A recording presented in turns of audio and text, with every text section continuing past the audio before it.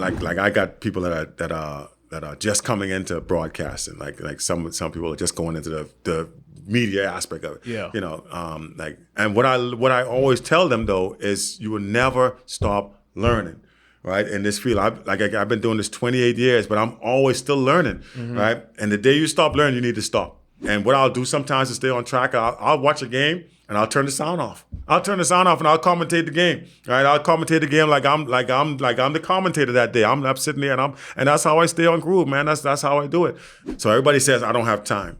It's not that you don't have time. It's just not convenient for you. Right.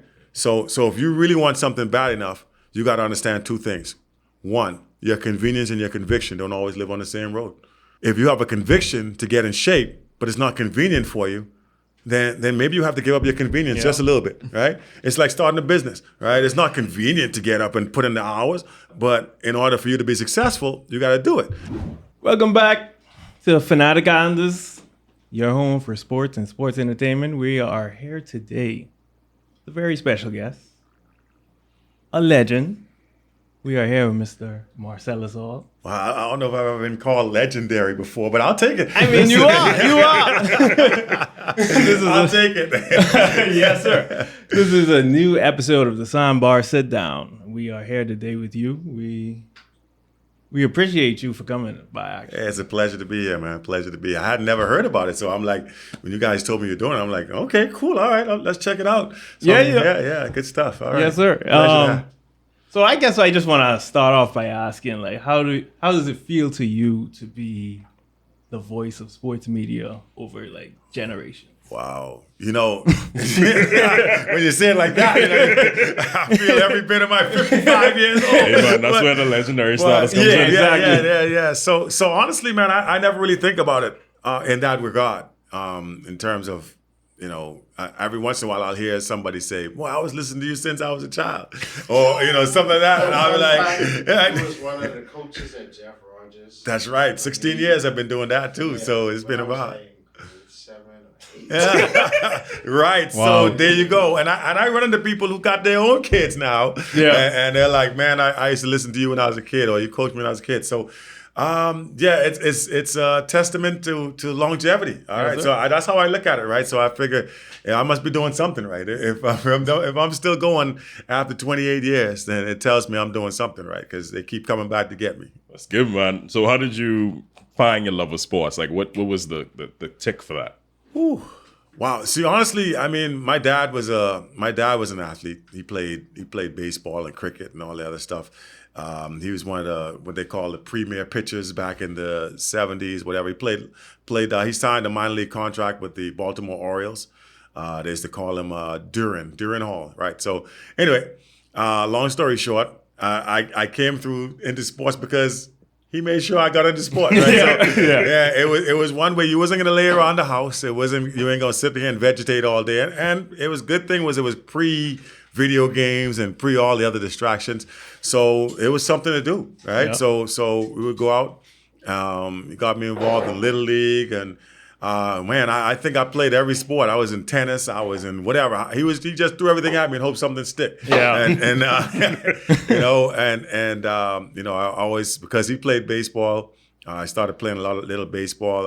I started playing basketball, although that was a story into itself, because I wasn't really allowed to play basketball because he wanted me to be a baseball player. So he was like, no, you ain't playing basketball. You got to play baseball. So what happened, very first chance I got to play basketball and not play baseball, I did that, right? So so that's really how it got started. That's how it got started. In high school, I played every sport just because it was there. And so, all my friends would go into this sport, so I go and play too. And I was always blessed to be able to gravitate and grab onto stuff really quick. So I'll take it as that, man. I just always had fun doing it. And it just translated into what I do now for a living. Wow.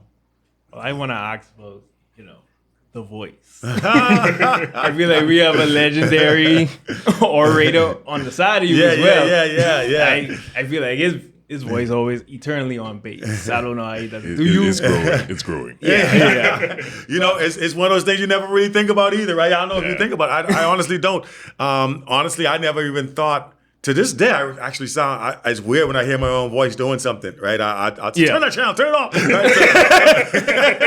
It's funny, but yeah, people seem to like it. They say you have a nice voice. Okay, cool. So I mean, I've been able to parlay it. I have my best friend says I go to my job. He goes to his work, right? So he said I don't really talk. I talk for a living, so I'm not really working. I said okay. So I'm like, all right then, that's your choice. You chose to go dig trenches and pull wires and do whatever it is the heck you do, right? So, but I challenged him one time. That's when I used to do the radio show.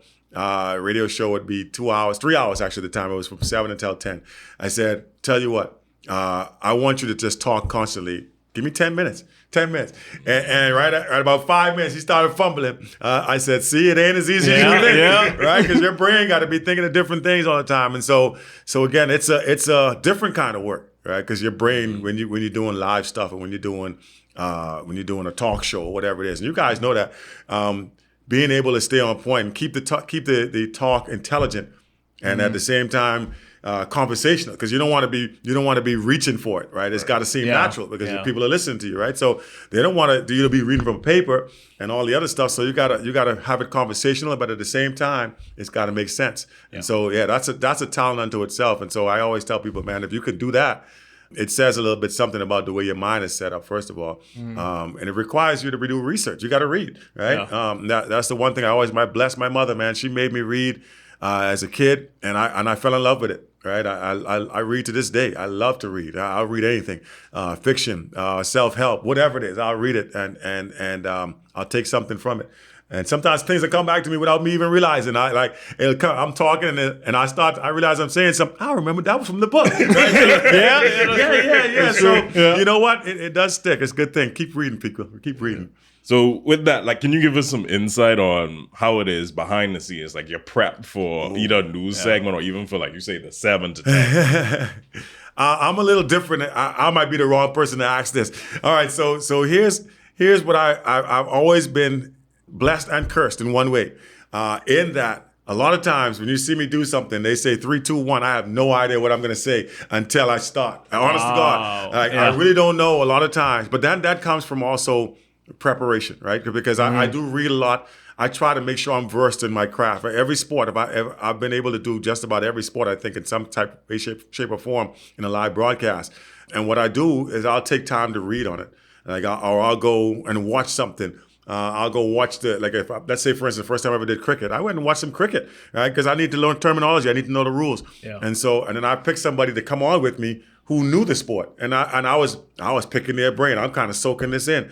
So the next time I did it, I was able to speak. Mind you, I was able to BS it, if you will, to the point where people thought I've been playing cricket all my life. But I wasn't. I never played a sport in my life. But it was just something, again, that because I again, reading, and because I observe, and when I make a big point, if I'm watching a sport, I try to not just watch it for just for the fun's sake. I like to watch it, but I also like to see the little nuances. I like to see the stuff that's happening on behind the scenes. I like to understand it, right? Yeah. So when it's time for me to talk about it, I can do that without fumbling. I can do that without having to go and grab a book and Google how do you do this. So all those things are very important, and that's what I say in terms of preparation. Now, if I got something really big, then I'm gonna prepare some stuff, and sometimes it's just some numbers.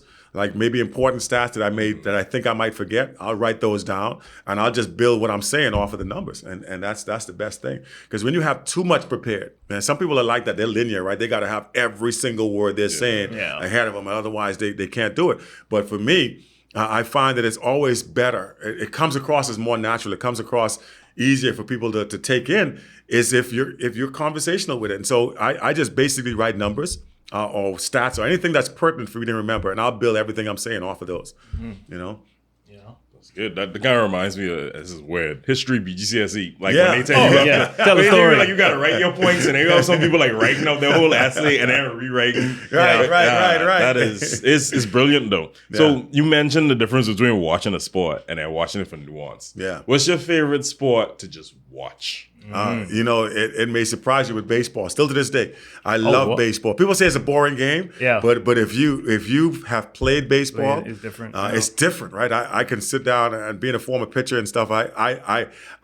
pitching is a mind game. Like hitting is like you just sitting there, you see the ball and you're trying to hit it. So the pitcher, his job is I gotta fool you. Because because anybody can hit. I don't care how fast you throw. That's why in the major C guys throw 100 miles an hour and somebody's going to hit it out of the yard, right? And they'd be like, how do they do that? Well, you can train yourself to hit anything. So as a hitter, I as a pitcher, then I got to figure out if he's looking for fastball, I got to throw a curveball. If he's looking for curveball, I got to throw a fastball. I got to throw it up. I got to throw it down. I got to throw it in. I got to throw it out. So all these little things, which is why hitting a baseball is so hard to do. When you got guys getting paid millions because they're successful 25% of the time, right? You hit 250, you're getting paid millions, right? That's the lowest success rate I can think of. But in baseball, it means a lot. It's because it's so hard to do. And so I love watching baseball. I love the position. I love the scouting report says this guy hits the ball over here to the left side 80% of the time. So you see some guys hit the ball and the guy's right there, thank you, and put it in the back I pocket. knew it was coming. Right, exactly. Yeah. So, and you'll see, I don't know if you ever watch, like I watch jazz all the time, right? So you see it sometimes there in the outfield, they pull a little card out.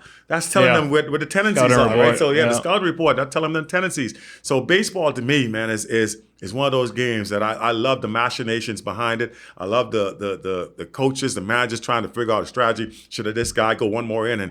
Can I rely on this guy to get a hit here, or should I pinch hit? All those stuff that makes the game magical to me, man. I'll watch that all the time. I can watch. That's the only sport I buy a subscription to is baseball. I buy the MLB subscription.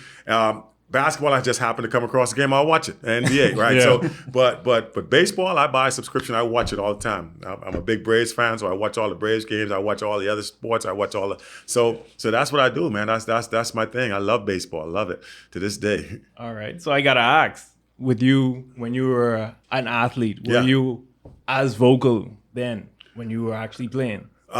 Basketball, yes. I was a notorious trash talker.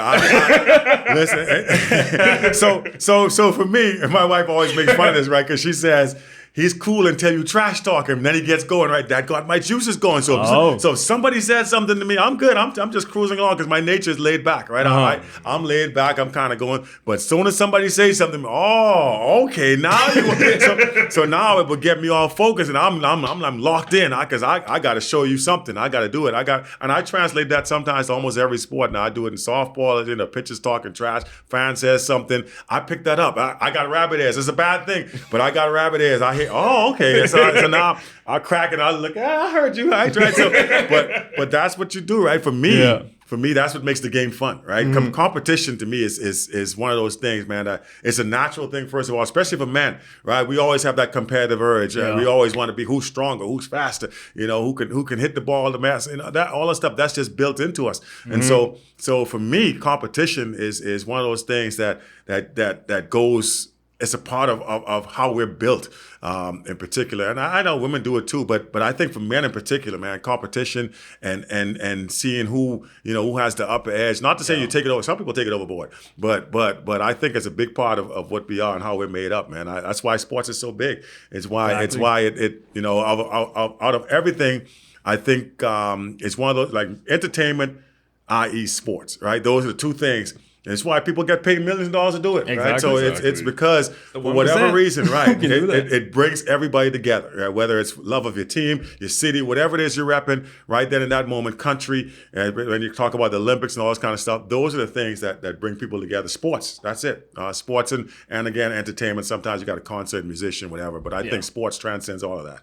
I think, and to your point, like you even look at kids, one of the first things you see, like once they get together. Yeah. But you can't run faster than me. And if that person hoppers run faster than you can't jump higher than me. You gotta find a way. I'm gonna win something today. Exactly. It's so innate because my nephew does the same thing. He just turned 4. I went outside with him. Uncle, let's race. I was like, Uncle, let's race. You're going to lose. I had to break him up. Let him win once or twice, for his pride. Let me tell you what I hope my son doesn't watch this, right? But my son, he plays basketball too. So let me tell you what happened. I play him. He would always challenge me to play one-on-one, right? And mind you, I'd pay for it later, but I go hard at him, right? I play, and my knee would hurt me for days after, but I'll whoop his little butt. Right? Pow, pow, pow, right? I break him down. I'm talking trash to him, whatever it is. So as he got older, he's now 18. But the last time I played him, like he almost won. Right, so I'm like, stop. So as soon as I hit the game winning shot, and I talked to two. I said, I'm about to hit this game winning shot on you, and I hit it as a splash. I said, you know what? I'm tired of playing you. I don't want to play you no more. You know, you ain't worthy of me. And I walked off. In my head, I'm like, I ain't playing this dude no more. You know? I know if he wins, right? And now it changes the whole conversation. Yeah, exactly. Right? So I got to keep that in his head. I can't beat daddy. Yep. So got to keep that chip on the shoulder. Got to keep that chip on the shoulder. Right. If he ever wins, I'm gonna just, so what? You beat a 50-year-old man. What that mean, right? I gotta take his joy. That's a rough one. But that's part of our competition, right? Whenever you lose, there's a reason. We never take accountability for it. You know, Bahamians especially. When we lose, you cheat. You cheat. Oh yeah, definitely cheat. You know, so that's how we do that. Yeah. So I gotta ask, like, with that, is there any of sports stories locally and internationally that you hold in like the highest regards that you can remember?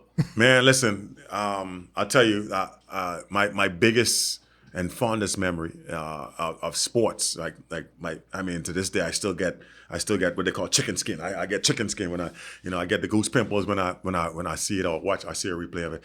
My very first Olympic Games, I'd been doing sports. I think I was at the time I was with Love 97 Jones Communication. That's where I started. 1995, January 1995, right? And so they sent me to Sydney to cover the Olympic Games, right? And so I'm in Sydney. This is my first Olympic Games, and so now we're on the track, and the Golden Girls win the gold freaking medal, right? Holy smoke, man! So when Debbie, and I think I was actually doing the race live on radio. I'll tell you the race that was actually before that. Actually, it was after that. So anyway, 4x1, we're winning. Debbie's coming on. Here comes what's her name? The cheating girl from the U.S. Marion Jones. Marion Jones. Right. It's funny how now she's reduced to the cheating girl, right? So anyway, she's coming on. She's trying to catch. She's trying to catch Debbie, and I'm screaming. I'm on the air, and I'm like, and she wins the gold medal. And so that evening they played the national anthem, right? So now the fly's coming up, man. That was like so transcendent for me, man. That again, I've been blessed to have a lot of different sporting moments, but that right there was probably the biggest one for me. I had a down moment. That's when Chris tried to catch Michael Johnson, and then we lost the medal in the 4x4. Yeah. I actually said a cuss word on air when I was like, "What the?" Luckily, nobody caught it, but I was like, "Whoo, that was close." But that was that moment right there. That's still for me one of the biggest moments, man. I've seen the Golden Knights win. I've seen them win their thing. I've seen. I was there when DeAndre Ayton was drafted #1 overall. Buddy. So I've seen a lot of ones, but that one right there is biggest for me. That's it. Yeah. I only can imagine because my sports team win and I looking at TV. Right, I'm like, right. You feel like you in that. Yeah, so you there. So right, country. Right. Yeah. Exactly. So being there and being a part of that and feeling that energy and it was so funny. People was coming up to us afterwards and congrats because they saw we had the Bahamas colors on. They would come over and congrats. Man, wow, you guys, you beat the U.S. So I was like, and I'm like, yeah, I'm walking around, Bahamas. So so that right there, man, riding home on the train. I remember we run. It was myself, Brent Stubbs from the Tribune, who was with us, Felipe Major. What's the girl's name? She writes food stuff now. She left the sport. Siobhan. She was the Guardian sports reporter at the time. And so we had a nice little crew, and of course we had the Z&S people. Phil was there, Fisher was the Charles Fisher, and Ashley I think was there. So we had a big crew. Wow. We were riding home on the train, and everybody was like giving us props because we beat the U.S. And that was a big thing, man. I'll never forget that. That was one of those moments. Write it down. Yeah, exactly. Write it down. Yeah. It's literally a piece of history. Yes, indeed. Yes, indeed. Yeah. So you spoke a little bit about longevity. How do you keep yourself the way you are at the ripe age of 50, like you would have mentioned earlier? Ripe age of 50, right? So you're talking about in terms of work-wise? Mentally and physically. Wow. Okay. So I'll start with mental. So for me, mentally, I always tell people if you're gonna do something you like, right? If you're going to take it up a profession, do something you like. That way you don't have that moment you get now, oh God, I don't want to go to work. I agree. Right. This is so true, right? Not saying that there are not going to be moments when you're just tired, right? Yeah. That's just a natural thing. You know, you put in hours, sometimes you just fatigue one morning. But I don't ever have a moment where I don't want to go to work, where I don't like my job, right? I love doing what I do. So I wouldn't be doing it otherwise. And so for me, find something you like. It seems simplistic, but it's real, right? If you can find a job or a profession that stimulates you day in and day out, then do it, right? Find a way to get paid for it, right? That's how all these other professions got started. That's how all of a sudden people are on YouTube doing what they were YouTubers, right? Somebody figured out I can chat and just do the same thing I want to do, which is act crazy on a camera in front of YouTube, and somebody gonna pay me for it, right? Yeah. All right. So it became a profession. There's always a way to make money from something, right? If you like it enough, you'll figure out a way. You'll figure out a way to make money. Somebody's gonna like it. Somebody else has that same. You're not the only one of the 5 billion people in the world. I don't know how many people. I may just throw that number out loosely, but there is without question somebody else that has the same interests you do. So if you can find a way to get those people, right, to come on with you, then and say you're the professional and pay you for it, why not? Right? Why not do it? Right? Yeah. That's facts, right? So just go ahead and do it. And I always tell people that's how people get rich in the U.S. because you got. And now the internet is helping that out for everybody, right? But got the numbers. But right, you just got to have the numbers. If of all those people, I just got to get 5%. Right? If I can get 5% of people to buy into what I'm doing, and I charge them. Let's say 35 million people, and I get 5% of those people to say, I want to hear what Marcellus Hall has to say, and I'm willing to pay him $1 to hear him say it. Right, you rich, you set, right, and Exactly. and that's how it works, man. That's and for some people, it's not for everybody. Entrepreneurship is not for everybody, right? Some people are just more comfortable working for somebody else, a 9 to 5, if you will. But if you're willing to push yourself and get past that and work for yourself, I like what you guys are doing, right? You're doing something on your own, right? Right. You said, you know what, I want to do something on my own, and that's how it works. So as far as the physical part of it. I got into physical fitness almost by I won't say by accident because I was always athletic. But most people when they get past a certain age, they stop doing the athletics and they just let themselves go, right? Classmates, if you watch it. So, but what happened was I watched my father, who was again a great athlete, just deteriorate. Right, like when he stopped doing everything, and I saw him start getting diabetes. He started getting high blood pressure and all the other stuff, and eventually, and my mother was always, she was a big woman. We like call them solid, which is a lie. There's no such thing. But so she was solid, right? And then she just continued to become more solid, right? And she ended up having a heart attack, right? Nobody saw it coming. She seemed hopeless, and she had a heart attack and died, right? So I saw that, and then my father, again, like I said, deteriorated and ended up dying shortly thereafter. Some of that was he pined away for, I'll say that, right? But the thing was that was an eye opener for me because I was like, I got young kids. I'm not willing to see them have to go through the same pain I went through watching my parents die any sooner than they have to. I mean, life happens, right? Things happen. You don't know when you're going to go. But what I can do, though, is stay as strong and as healthy as possible leading into that. So I started taking care of myself. And I had some injuries, too, that kind of really spurred that on. Right? I had a knee injury and an arm injury.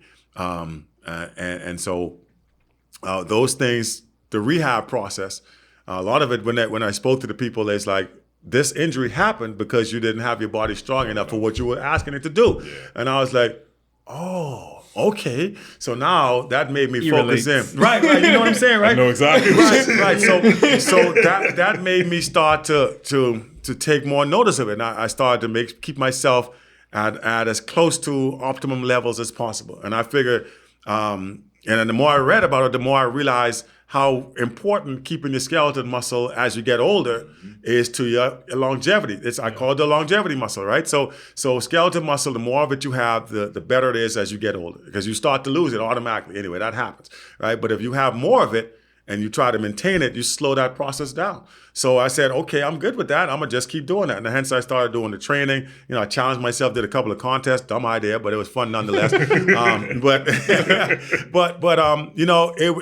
It was something that I realized was good for me, and i.e. now good for my family. Because a lot of times we get so focused on trying to do for other people. Yeah, I got kids now. I got to do all this. I got to hold for my boss and all that stuff. We're so focused on doing for everybody else. A lot of times it becomes a detriment to ourselves, right? And so what we fail to realize is if you drop today, tomorrow morning they got a new dude at your desk, right? Yep. Or if you can't get up in the morning because you're too sick or because your body's broken down, now you still can't do for your family.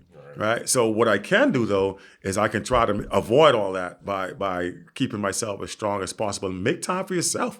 Make time for yourself. You say, I don't have time. But you got time for all the other stuff. Do you have time to keep yourself on your feet? People say, I'll die for my kids. Why not live for them?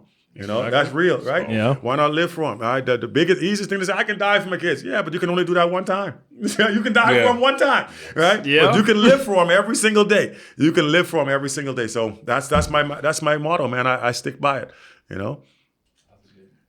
Yeah, and it's funny too because from one of our early episodes, I think it would have been Jimmy Mackey. He talked about finding your why. Yeah, I teach that all the time. I guess he went to the same certification school because they tell you find your why, and that's true. And everybody's got a why. You got a why, right? You got a why. For some reason, there's why you do this every single time. There's a why, and if you figure out your why and identify it, it'll keep you going. It'll keep you going.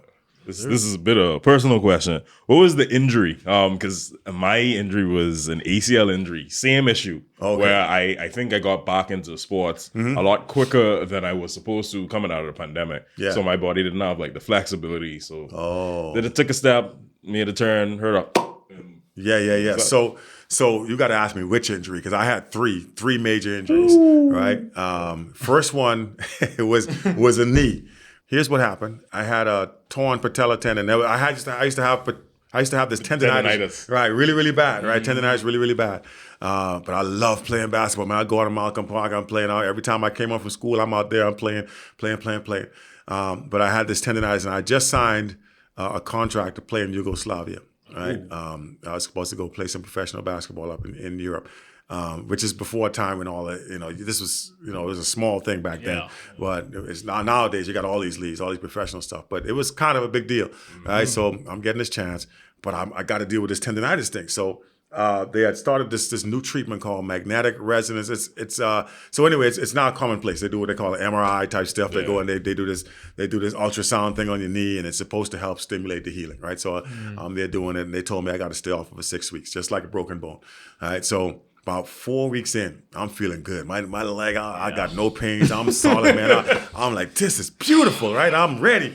So I go on to Malcolm Park, and I had no intention of playing. I'll be real. I had no intention of playing. I'm sitting on the sideline, I'm watching, and the dude's like, we got 9, we need number 10. We need one more to run. One more to run. Come on, man. You ain't gotta play hard. Just come on out. And I'm like, all right, I got y'all. Let's go.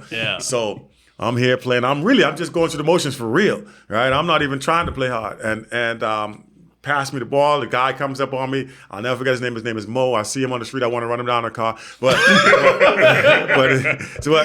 So anyway, I pump fake him, right? I pump fake him, and he jumps up into the air, flying in the air, popcorn machine, So I go to take a dribble past him, and he just kicks his leg out. Right, so he kicks his leg out on the kneecap. Kneecap says, "See you later." Goes to the right, and my leg's still going to the right. So to the left. So needless to say, and then there was another kid decides he's a doctor and says, "I know what to do. It's just let's look." He grabs my knee and he wrenches it the other way. So that finishes the job that was started. So yeah. Then everybody left me, and I had to make my way to the hospital by myself in a stick shift, mind you, no less. So I'm driving a stick shift with one leg, trying to get to the doctor's hospital.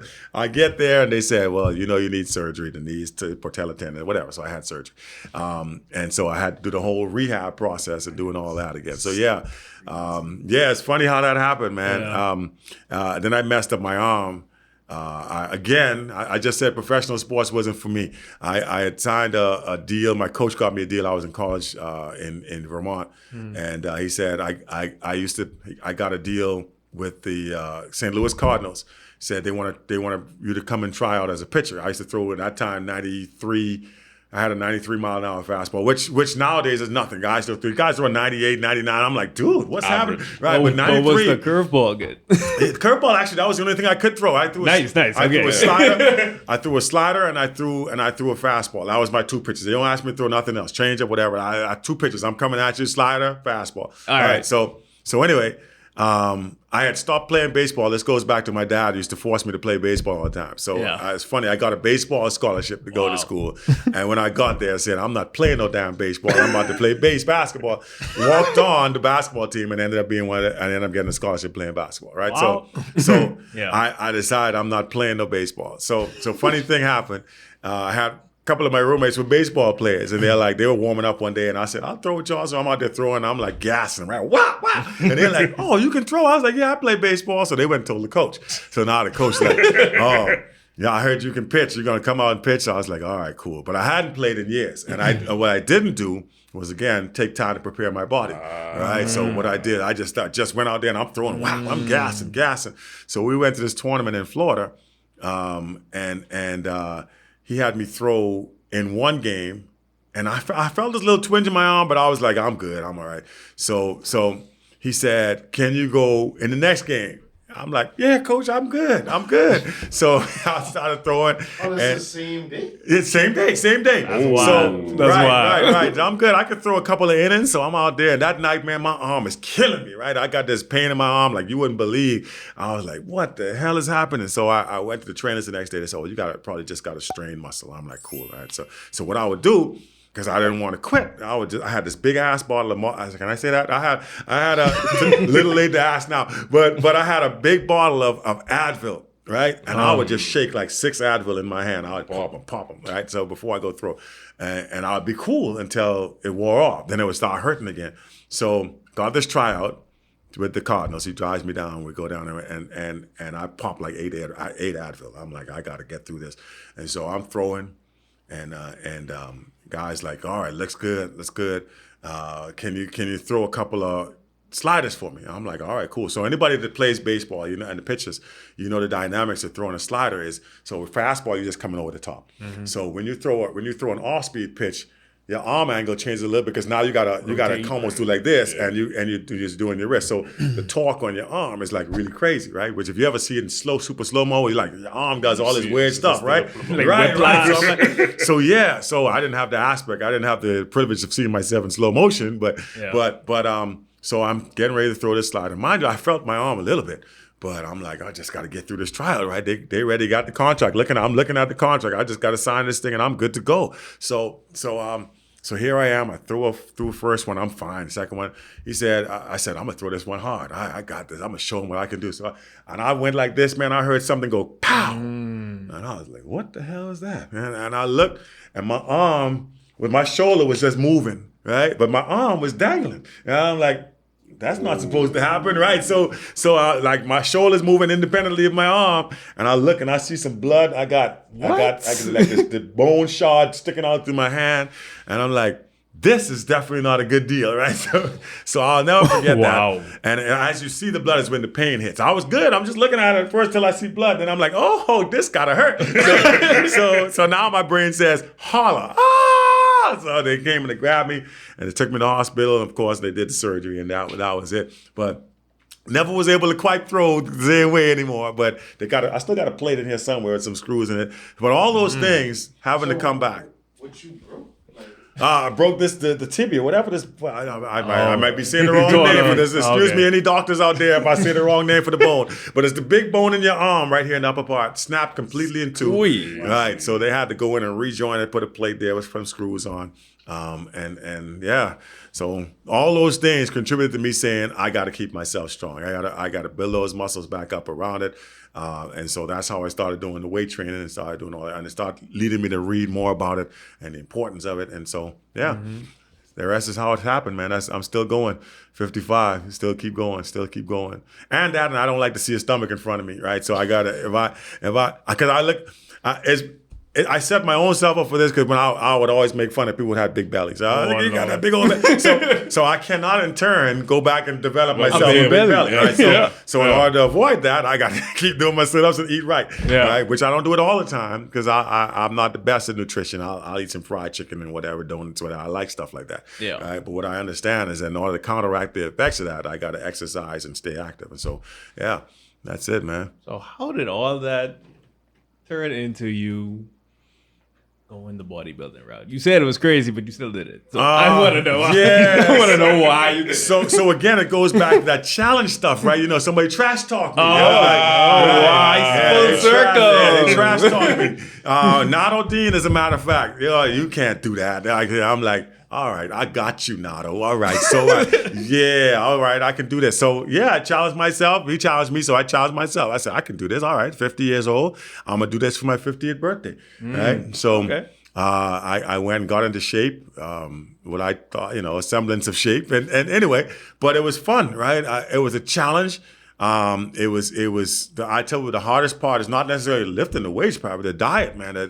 I got a newfound respect for bodybuilders based off of that alone, because what you got to do to get competition ready. It's different. You can lift weights and do all that. That's easy. That's when I say easy, it's relatively speaking. But when you're talking about competition, right? When you gotta shed down all to the get down to 5% body fat and all the other stuff, right? No salt and no water in the last couple of days. You gotta just put a little ice cube in the bottom of your tongue, all that kind of stuff, right? To dry yourself up, man. That is unbelievable. And I say, man, kudos to people that do 4 and 5 shows a year that do this actually as a professional, right? But that is insane to me. I did 3 competitions. All 3 times I asked myself, what the hell are you doing? Right? Every single time I said, what in the world are you doing? Why are you doing this to yourself? But again, it's the challenge, man. I like challenges. And if I feel challenged, my wife said this all the time. You couldn't tell somebody challenge your authority. Yeah, you're right. So I don't like to be challenged, right? And so because I feel like I got to rise up to it, and so that's one of those things. Somebody said, "Can you do it at 50?" And I'm like, "Okay, I got you. I'll do it at 50." And then I didn't feel good about how I did in the first one, so I said, "I'm going to do it again." And so I tried it again. And then I tried it one more time, and then I said, "I'm done. I'm complete with that. I'm good. I'm comfortable. I feel all right." So yeah, that was how I ended up getting into the bodybuilding aspect, and I just do it now because it's something again for my own peace of mind, for my own self-care. And so happened people kept asking me to help them out. So I said, okay, again, going back to what I said, if somebody willing to pay you for it, why not? Yep. So I said, all right, let me go do some certification courses. And I started reading them, and I got the certifications. And next thing I know, I guess a little side job, nice little hustle, make some money, and people pay you to do it, so why not?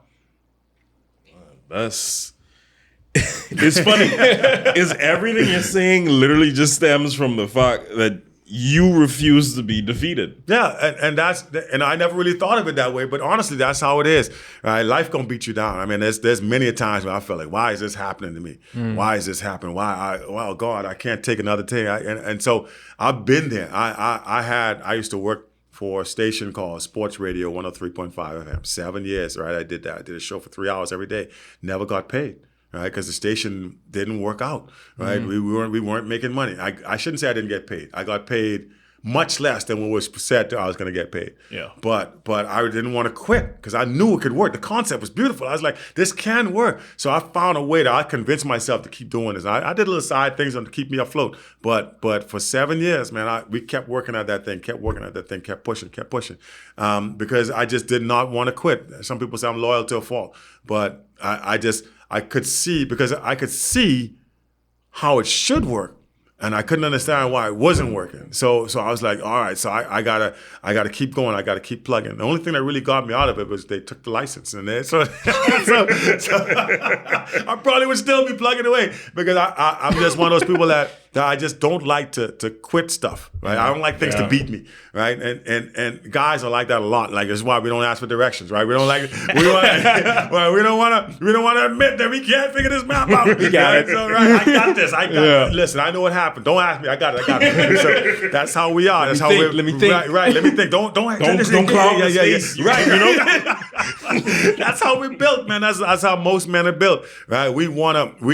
We are protectors. And we're providers. So we got to figure out how can we do this, right? How can we do this? And the last thing we want to do is admit that we can't do it, right? So we got to figure out a way to make it happen, right?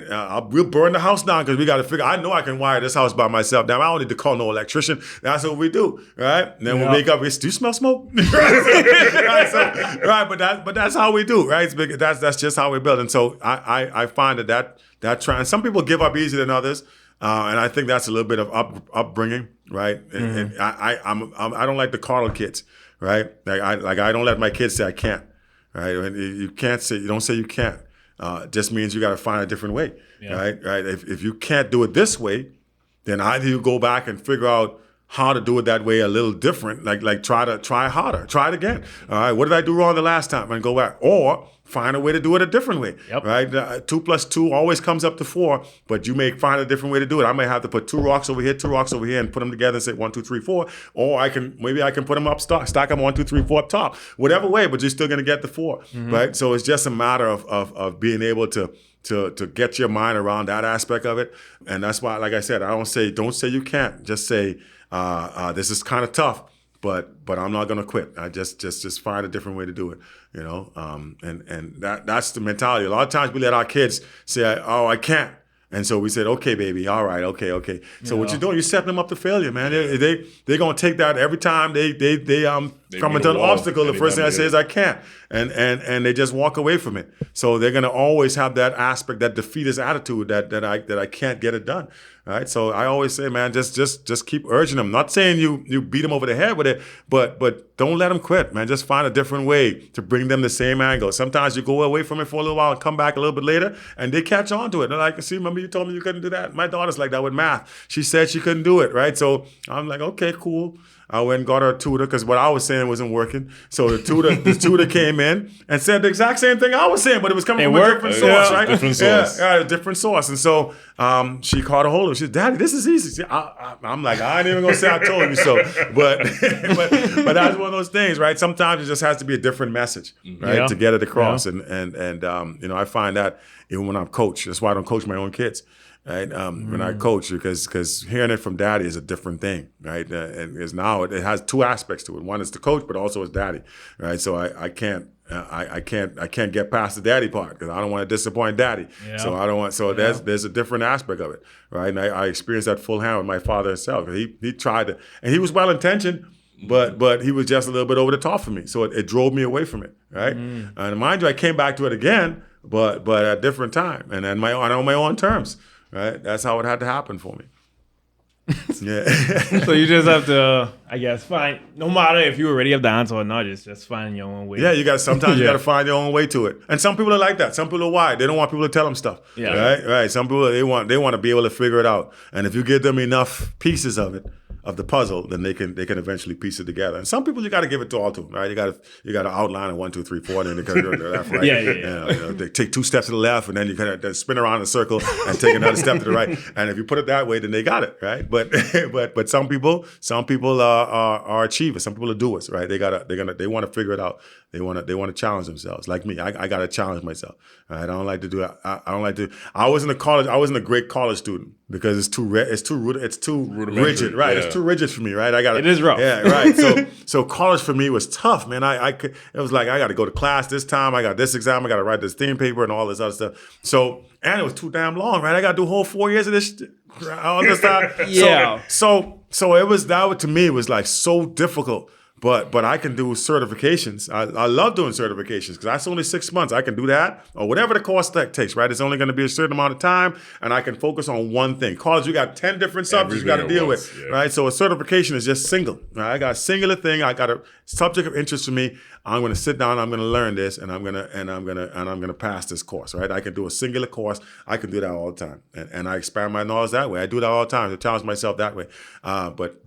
And college for some people is great, right? Some people love that, right? All the good stuff. But for me, it just didn't work for me. I gotta do little parcels until I get where I need to go. Is it something where you just didn't appreciate the control in a way that they had over? I don't like to be controlled. That's you're right. Yeah. So but that too, right? So and again, it goes back to really understanding how you're built, how you're made up, right? So for me, college wasn't something I necessarily wanted to do. It was just came with me wanting to play basketball. If I'm going to play college basketball, they tell me I got to go to class. All right. So there was no real necessary interest in the classes. It was just how soon can I finish this and get to practice so I can go play some basketball, right? So there's a difference. But for some people it's the other way around, right? I got to do PE. Oh damn! But I can go and I can do these numbers real quick. And for some people it's all different. Some people are education, some people are academic, some people are physical, right? For me, I was always a physical style person. I wasn't dumb, right? Because I could pick stuff up, but that was just something I had to do. It's like, okay, I got to do it. Okay, all right, so I'll go ahead and do it, right? In order to get to do what I want to do, which is go out there in the field and sweat and break some people up and all that kind of stuff. So that was how I approached it, and I'm still that way. I'm still wired that way. I love going to sporting events. I like doing the live broadcast. But the preparation is something I don't enjoy, right? But it's a necessary aspect, right? And like I said, I've been blessed now 28 years. I've gotten to the point where I know enough about it to where I can ad-lib. I don't have to do as much preparation because I know enough in my brain to BS it, right? right? And sound good, right? People say, "Oh, that was amazing." Exactly. I had no idea what I was talking about, but it sounded good to you, so okay. So, but I got enough of it built into my brain to where I can go through it and sound intelligent, right? And so that's how politicians work, right? They got enough to tell you, enough and sound good doing it, so you will tell them, "I'll vote for you," right? Yeah. I got one more question for you.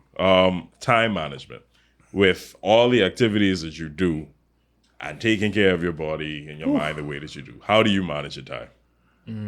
Oh, wow. So, listen, sometimes it feels like there's not enough time in a day, honestly. Okay, so what I do, my day starts every day at 5 o'clock. I get up at 5 o'clock because that's the only time. I have clients that come at like 6, so I train people at 6 o'clock in the morning, and so my day starts a little earlier than most. And I got school runs at 7. I got to do all that, right? So in order for me to get certain things done in the morning, I got to get up a little bit earlier, right? So that's the sacrifice I make for myself. So everybody says I don't have time. So I always tell people it's not that you don't have time, it's just not convenient for you, right? So if you really want something bad enough, you got to understand 2 things. One, your convenience and your conviction don't always live on the same road, right? So if you have a conviction to get in shape, but it's not convenient for you, then maybe you have to give up your convenience just a little bit, right? It's like starting a business, right? It's not convenient to get up and put in the hours, but in order for you to be successful, you got to do it. Get comfortable. So you're convicted. I want to work for myself, but you got to understand also that you're going to have to make some sacrifices, right? You got to do that, right? I'm sure you all deal with that all the time, right? You got to find the hours to get the shows done. You got to find the hours to buy the equipment, whatever it is, right? To learn how to do it, how to edit, do whatever, all those other stuff. You have to find the time, right? And there's always enough time. It just means you got to sacrifice a little sleep, right? Or get up a little earlier, go to bed a little earlier. That's what I do, right? I can't stay up past 10 o'clock. I can't because I get up at 5, right? So at 10 o'clock, that feels like I've been up forever, right? And my wife gets on me all the time because we're watching the show, and she's like, "Babe, you falling asleep?" I'm like, "Well, oh, no, I'm watching, right? Gotta always tell that lie. What happened just now? I don't know. Right? But right, I'll go back to something that happened like a half an hour ago in the show. But that's really what it is, right? And so you just have to make the sacrifice to understand, again, that your convenience doesn't always live on the same street as your conviction. You're convicted to start a business. You're convicted to do this. You're convicted to do that. But now when it comes to the implementation of it, you can't worry about your convenience, right? It's not convenient to do a lot of things. But you still have to do it. It's not convenient to pay bills, but if I don't pay the bills, the light gonna go off. Right? So, but that's just a part of life, right? So everything comes with a price. Everything comes with a price. Everything has a sacrifice built in. As you know, people who are rich aren't just rich. I mean, unless you happen to be a kid of a rich person, all right? That's a different thing, right? Yeah, that whole silver spoon thing, all right? I wasn't that guy. But the ones that start from scratch and get all the way to the top, they had to make some sacrifices, right? Yeah. And that's just how life works, man. That's just how it's set up, you know?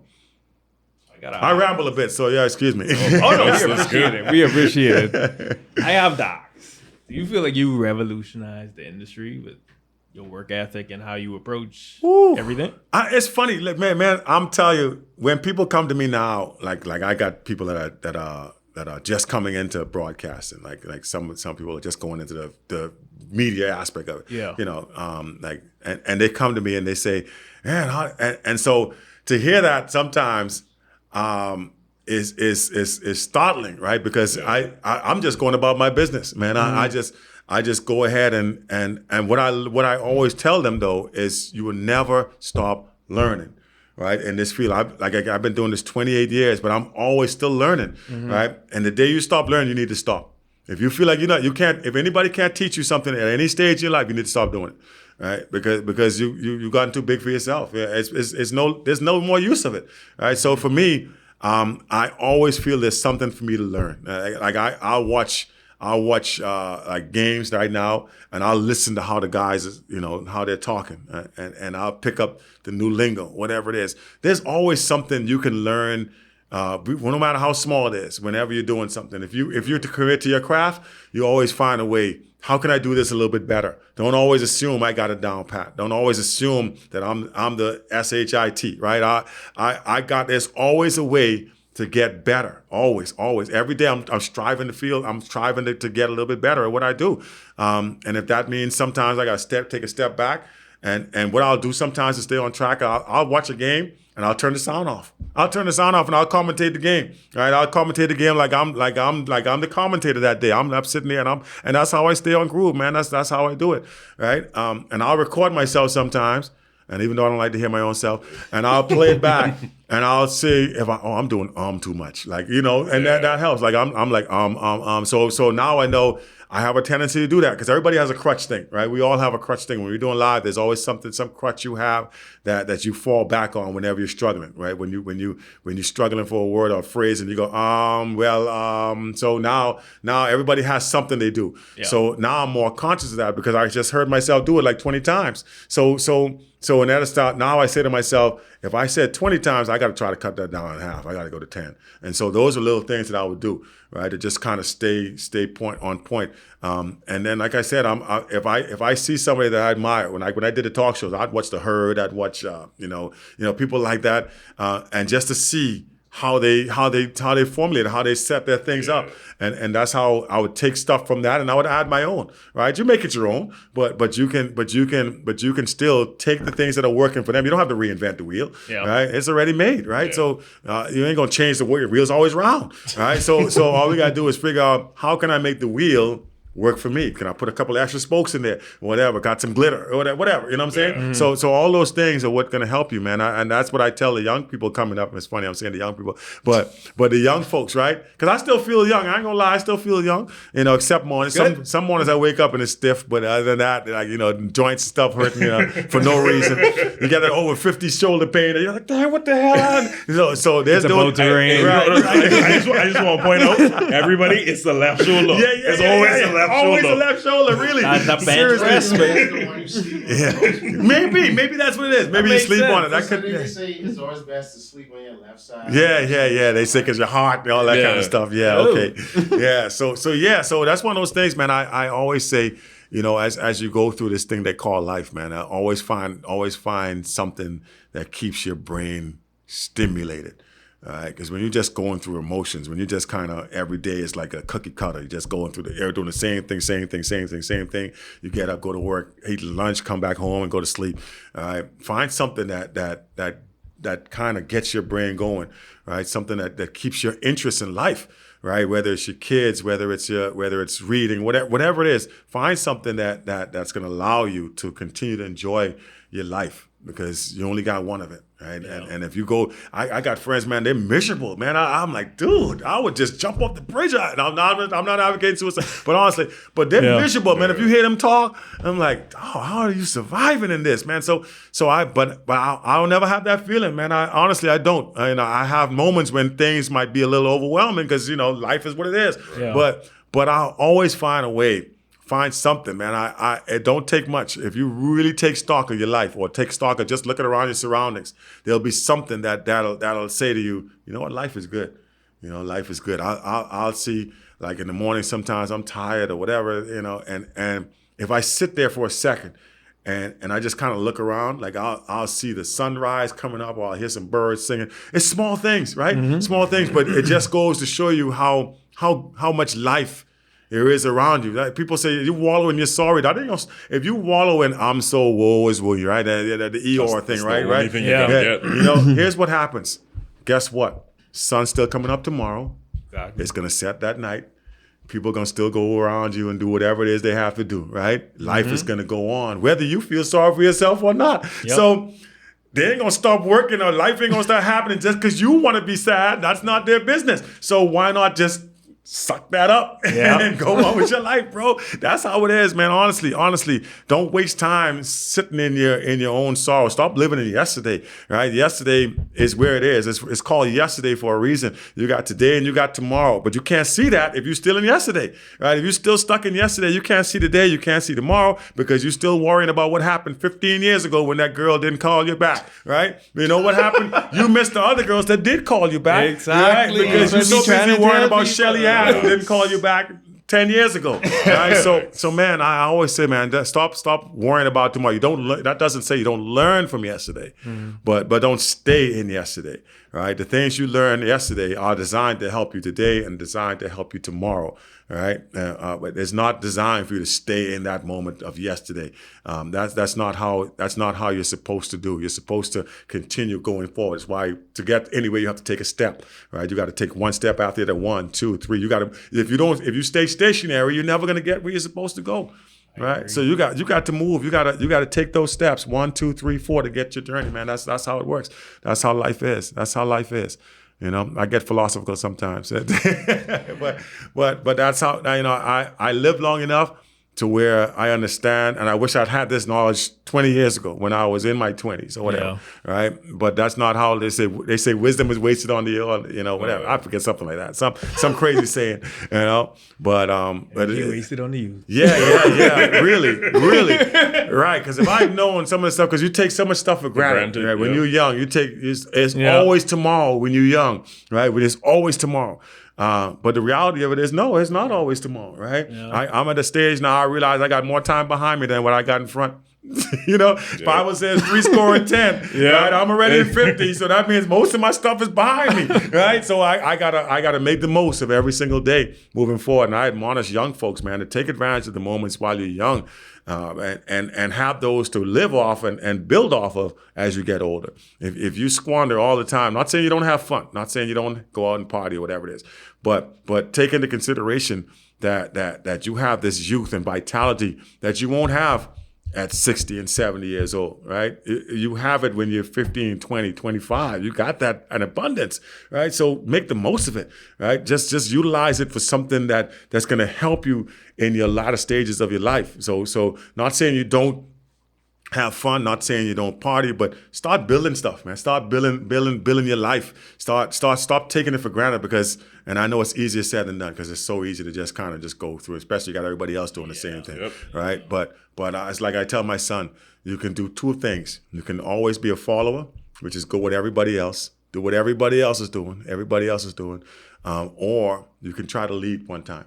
Right? Let them follow you. It's so if they go on the party Friday night, just say, tonight I'm not partying.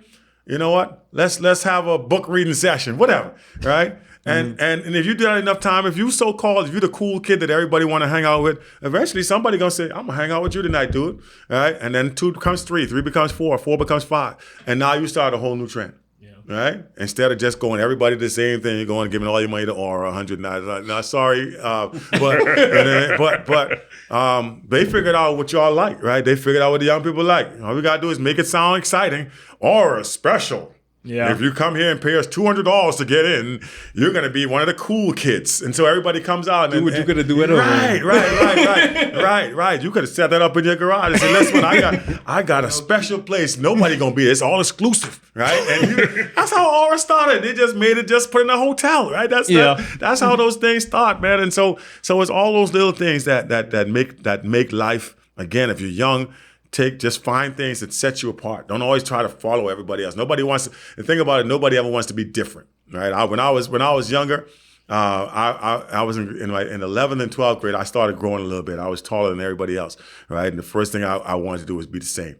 That's funny, right? The first thing I wanted to do was be the same. I hated the fact that I was taller than everybody else. That's why I slumped down to this day. I'll be like this because I'm trying to be small like everybody else. Because the last thing I wanted somebody to say, man, you so big, you so tall. And I'm like, I'm mad, right? So, but that's how it is. Now I'm like, cool, yeah, because I learned to appreciate it, right? I'm tall. Okay, I'm good. I'm tall. So I'm liking that. I'm loving that. But in that moment, because when you're young, you're just trying to be the same. You want to fit in with everybody else.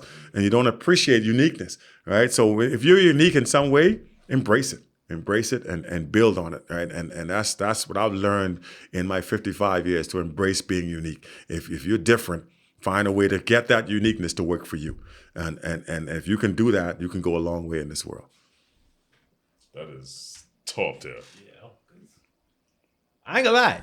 At some point, I've been taking notes. At some point, I thought it was only me. At some point, I was like, "Why does life feel so monotonous? Going to work. It's because you're doing everything. Going to work, going home. It's like, wait, I was the only one who's thinking like this, or like you stop and think, and then you're like, okay, I actually could create whatever the hell I want to create. Right, that right there. The reason we do it is because everybody tells us that's what you're supposed to do. Yeah. You're supposed to do this at this time. You're supposed to do that at that time. And when you get to this age, you're supposed to have this. You're supposed to have that. And it gives you like glass ceiling, right? So you have a glass ceiling, and you're trapped underneath that ceiling because everybody tells you that's your point of interest. You're not supposed to do anything other than that. The kicker for me was, where are the results? I don't see any results. What are we talking about? All those people that keep telling you this is what you're supposed to do. You know, stay just as miserable as you are, right? So it's like, I'm like, wait, so how come your life ain't so special? Right? You doing the stuff you're telling me. I'm not seeing no change. And it goes back to your point, like where you have to kind of just sit in the today. Because all of those things that you're supposed to do this, all of these are things that you would have been told in the past. Right. So you hold on to the past to try and set your future without actually taking stock of the day. I met a girl once that had a portfolio. Literally, she had her whole life mapped out in this portfolio, right?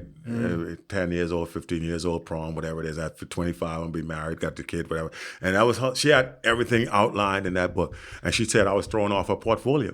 Right? And she's like, no, portfolio says we're supposed to get married in 6 months' time, whatever it is. I'm like, I don't know what your portfolio is saying, but my portfolio don't have that in there. I must have a different page than you. I don't know. You're on the wrong page of the book. My book's different than yours, right? And that's life too, right? You can't expect people to know what's in your head, first of all. So I said, be vocal. Say what's in your head. Say, if you got something to say, then say it. Don't assume people going to figure you out, right? If life is a book, I said life is like an open book test, right? But I can't see your book if you have the pages closed, right? That's real, right? I can't see what you want from me if you're not telling me. And women do this all the time, right? Women that say, you should know. Oh, heck, I'm gonna know, right? I can't know because you didn't tell me, right? Then you mad at me because I can't figure it out. I don't know. right. So the thing about it is, don't make the assumption I can figure that out. It would be so much better. And men don't work on hints. We don't. I don't care how broad you think your head is, right? The reality of it is, tell me what the heck it is that you need me to do. And if you tell me what it is, more often than not, I can get it done. Right? Yeah. But don't get mad at me because I didn't figure out that you wanted me to go left and I went right instead, right? Because there was no sign that said keep left. There was no sign that said keep left. It was just an intersection that said left or right. I happened to go right, you went left. All right, so don't get mad at me. Yeah. Right? All right, you didn't tell me. Stay left. That's how this thing works, man. Real talk. That is Phil. You have anything else you want to say, friends? I just want to say thanks. Because this this is the wisdom that you talked about. You know Thanks, what I mean? man. I learned some things as I going along. Definitely appreciated it. But we have one final question. Sure. For tradition. All right. We want to know what it is you're most fanatical about at this time. Ooh, wow. What am I most fanatical about?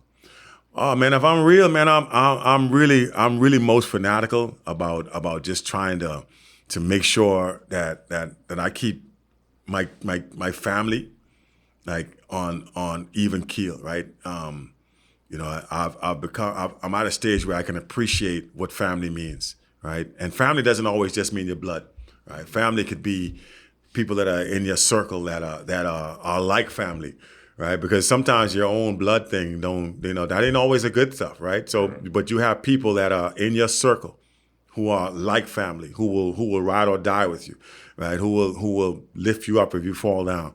So I'm fanatical about nurturing and cherishing, those relationships, whatever they may be. I've just recently now in the last 3 years with my sister, right? We used to be estranged, man. We wasted a lot of time, right? I don't even know what the heck she was angry with me about. I don't know. To this day, I don't know. But I know she was angry with something. But we figured it out, right? And now that relationship has been mended. And I have friends that have been with me forever and some I just met. But the thing about it is cherish those relationships. And that's what I'm fanatical about. I want to keep all of that together as much as I can for as long as I can. Because the moments are what they are, right? You cherish moments because moments are that very definition is a moment, right? It's but a moment in time. And then there's going to be a point when that moment is no longer available. So I take every moment and I hold it and I cherish it and I'll keep a little piece of it. I'm not saying I stay in that moment, but every time I have an opportunity to have a new experience, I enjoy it. Every moment of it, every aspect of it that I can. And that's what I'm really fanatical about with my kids and try to get them to experience new things. Not just the TikTok and not just the Instagram. See more of what's out there. Learn the new things that this life has. I make them watch nature shows and see all. And my kid, I didn't know. My daughter just found out that there are dwarfs in the world. Like there really are dwarfs, right? She's like, dwarfs are real? I said, yes. You think so? So yes, I'm like, there are real people that are short and small, and that's a dwarf, right? So, but just seeing that, right? Seeing her experience that new thing that she didn't know before. And so that's what I'm fanatic about, learning new things, experiencing new things, and not just taking life for just living my life every day. If I'm going to live my day, I want to learn something new every single day. And that's what I'm fanatical about. Ladies and gentlemen, there you have it. The man, the myth, the legend himself, Marcellus Hall. Thanks for having me come by, man. I appreciate it. Yeah, man. So if you're watching on YouTube, don't forget to like, comment, subscribe. If you're listening on any of the audio platforms, don't forget to leave us a 5-star review. Give us your feedback and let us know who you would like to see on the next Sandbar Sitdown. This is Fanatic Islanders. Thanks for watching. See ya.